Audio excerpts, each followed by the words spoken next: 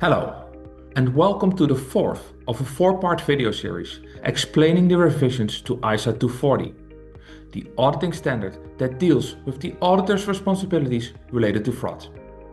I'm Jasper van den Hout and I'm a director at the IAASB.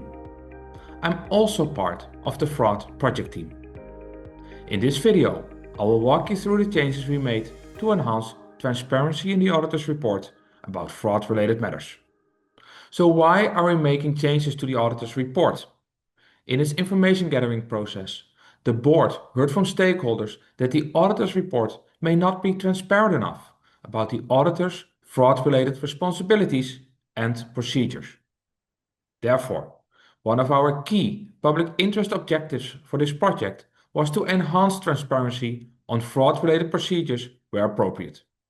This includes strengthening communications with those charged with governance, and reporting requirements in ISA 240 and other relevant ISAs. In this video, we will only focus on the changes made to enhance transparency in the auditor's report. I will start with a bit of background. For transparency in the auditor's report, it starts with the publication of our discussion paper on fraud and going concern in September 2020. The discussions paper explored, among other matters, how the auditor's report could be enhanced by being more transparent about the auditor's approach related to fraud. Respondents to the discussion paper had mixed views. Some wanted more transparency, others not. Given the mixed views on this topic, the IAASB looked for an appropriate way forward that balances the different views. We were particularly interested in the perspectives of users of the financial statements, and therefore decided to conduct extensive outreach with this stakeholder group. The responses to the discussion paper, the outreach with users of the financial statements, and discussions at the IAASB formed the basis for our proposal to enhance transparency in the auditor's report as set out in the exposure draft. Respondents to the exposure draft generally supported the need to enhance transparency in the auditor's report. However, they had mixed views on how to operationalize the approach. So let's see where we've landed. The main changes that were made to the auditor's report compared to extant ISA 240 are the following. Firstly, we enhanced the description of the auditor's responsibilities related to fraud in the auditor's report.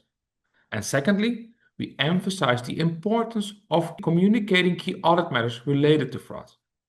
Let's start with the enhancements to the description of the auditor's responsibilities. IAASB was careful not making too many changes in the auditor's responsibilities section, as these changes would make the auditor's report longer and add more boilerplate language. Having said that, the IAASB was of the view that the description of the auditor's responsibilities related to fraud could be enhanced by including that the auditor communicates with those charged with governance about identified fraud, suspected fraud, and other matters related to fraud that are, in the auditor's judgment, relevant to the responsibilities of those charged with governance. Next, we'll dive deeper into the changes made to emphasize the importance of communicating key audit matters related to fraud. Auditors have always been allowed to communicate key audit matters related to fraud under ISA 701. However, in practice, this did not happen often. To respond to what we've heard, the IAASB decided to emphasize the importance of communicating key audit matters related to fraud by adding a fraud lens to the filtering mechanism which is existing in ISA 701. ISA 701 is our standard on communicating key audit matters. This fraud lens is included in a separate section and includes several fraud-specific considerations in determining which matters are key audit matters. The first step is to determine those matters that required significant auditor attention in performing the audit. The following fraud-specific considerations are included.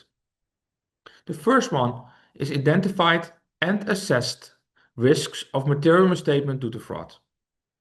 The second one is the identification of fraud or suspected fraud.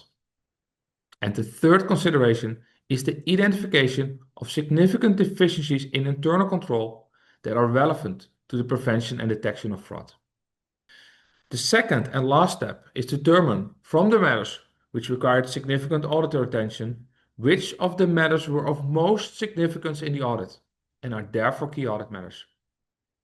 The application material steers the auditor to communicate fraud-related matters as key audit matters by clarifying that matters related to fraud are often matters that require significant auditor attention.